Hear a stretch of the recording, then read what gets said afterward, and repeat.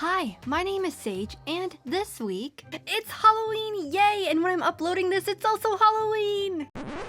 Hi, it's Editing Sage here, and it's not Halloween anymore. My internet went out for over 12 hours.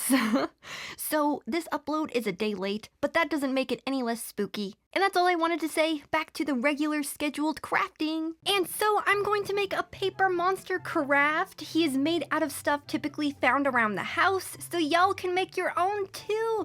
And to get started, I'm gonna need some newspaper and some painter's tape. And I'm gonna scrunch up that newspaper before getting even more, and then I let it go and it just poof, comes undone, but that's okay. I'm gonna scrunch it up again before then taking more newspaper and scrunching that around the already scrunched one. And you may be like, girl, what's with all of this scrunching? This is going to be the base of the monster, and when I'm finally happy with the shape, I take painter's tape and wrap it all around the scrunched newspaper. And now that he's looking like a silly spooky guy, I move on to cutting a newspaper strip. And then I cut triangles in the most absurd way. I figured out a better way later, and I'm gonna show that because this was just crazy on my part. But these little triangles that I'm cutting out are going to be the fur of the trick-or-treating monster. And to give you an idea of what I mean, I hold 3 fur pieces to the monster before I shabam! Cut more off screen. I'm not sure how much I'm going to need, so I'm just guessing. But then I get distracted and tape up the monster base a little bit more until it looks like this. I then break out the hot glue gun. So from here, I work from the bottom up by putting a hot glue strip down at the base of the monster and then putting some triangles that I cut on top of that. Next, I put another hot glue strip down above the first one and I put more triangles down. But I do my best to align them in between the triangles I already set, kinda like a cartoon pine tree. So when I continue up with all of the uneven triangles, it gets a layered look, which I'm going for. I then whoop bam, put even more on. But I figured out that the triangles I think look best doing this are the ones with the wider base and more straight edge, so they aren't as lopsided. And so I cut a new newspaper strip with these types of triangles, but way more methodical. I start in the middle, cutting the triangle that I want, and then branch out on each side, cutting more, so then I can then snip across and get double the amount. I figured that out all by myself. I was so excited. And now that I have even more triangles that I like, I can go back to hot gluing them on. And the reason why I started from the base is so when I paint it later, hopefully the ends of the triangles can curl a little bit to give him even more texture. At least that's what was happening in my head, and then what really happened was, spoiler, I used too much paint and it got too heavy, so it didn't really work. But you know, it's the thought that counts. And this is what he looks like, a bald Christmas tree. And this was where I thought I had a really good idea. So I got this a while ago from the dollar store thinking that I could use it for some type of craft, and I was gonna make him a little cape because that would be so cute. But this was a moment where it was cuter in my head and not in real life, so I just tossed that idea completely.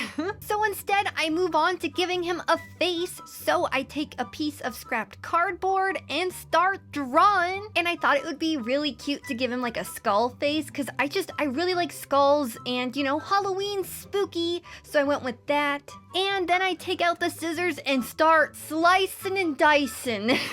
I just cut him out. That's what I do here, and it was a little difficult because, you know, cardboard and these scissors, they're sharp, but you know, like, they're not meant to do all this. So next, I take out my hot glue gun yet again and hot glue his face on, so now he's looking like a true monster, but a cute one. And this monster is gonna have 2 arms, so I break out the wire, and then I cut it to the size that I want the arms, and then I hot glue them on. And if you don't have any wire like this at home, pipe cleaners would for sure work as well. Next, I move on to making his bag, so I need to get the dreaded bended ruler. Oh no. And so I use the other side of the ruler and I measure out some stuff, which is just, I don't like math. I hate it so much. But I do my best to keep everything all nice and orderly to cut out the front and back part of the bag. So now that I have two parts, I can then write on one of them trick or treat. Next, I have to cut out the sides, and I was done with the bendy ruler, so I just eyeball the sides because I was just over it.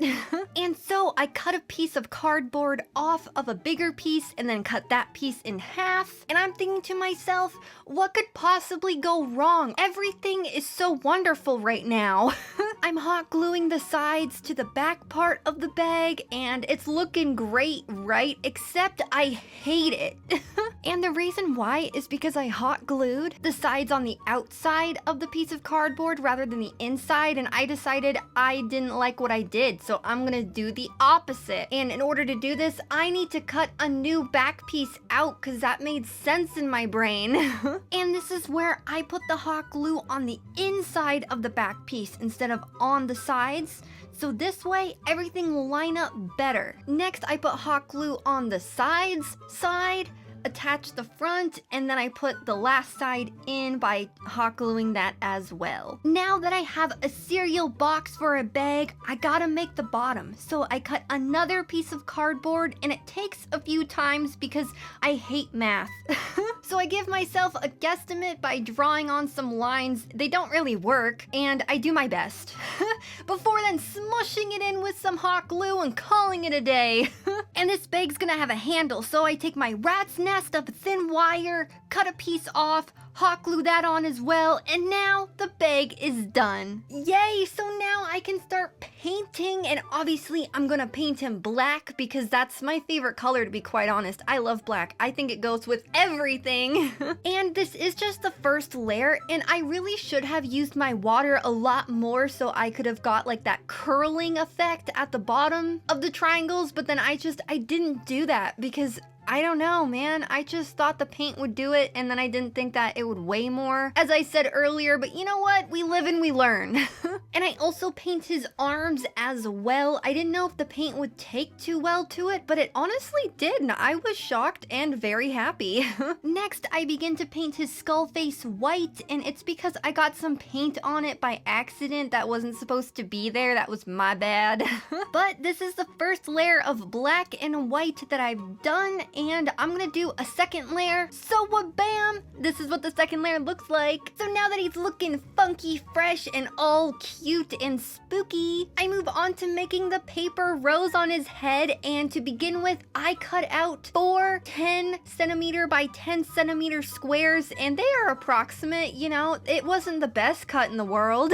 And you can tell this because when I fold this square into a triangle, there's a little bit left over on one side, but it's okay. At least that's what I told myself, and it was, so it is okay.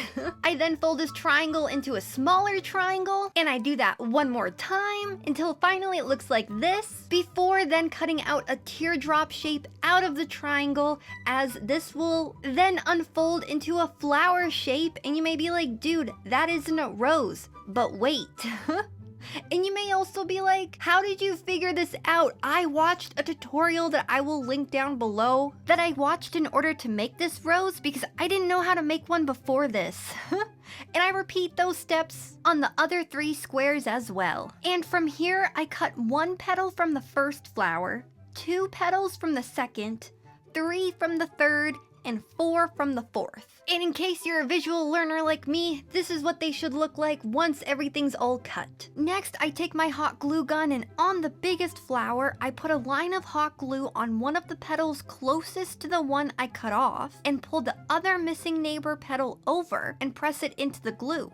So now it's looking like a cone of petals. And I continue this method of hot gluing one petal and pulling the other one over to make a cone shape on the rest of the pieces as well, except for the one lonely petal. I just fold him.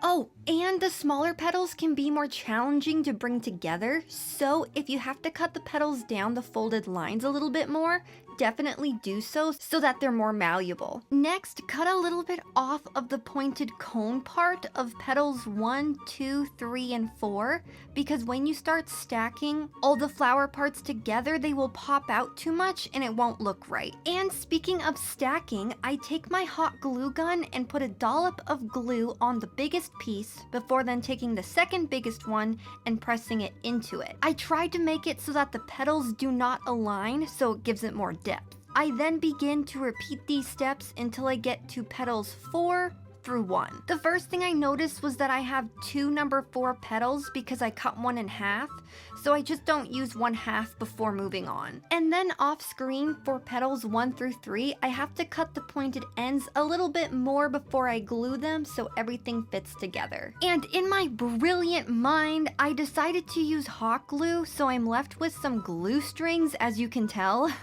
And I'm able to pull off the bigger ones as they were still a bit warm, but then I get distracted and decide I'm gonna cut along the folds of the petals so that there's more variation to the overall shape of the flower, before then using a hair dryer, and with a gust of hot air it rids the rose of all the smaller glue strings as this melts them away. And last but not least, I hot glue the rose to his head, and now he has a rose on his head, and that's the craft. I would like to say thank you so much for watching. I really appreciate it. And now it's time for the glamour shots.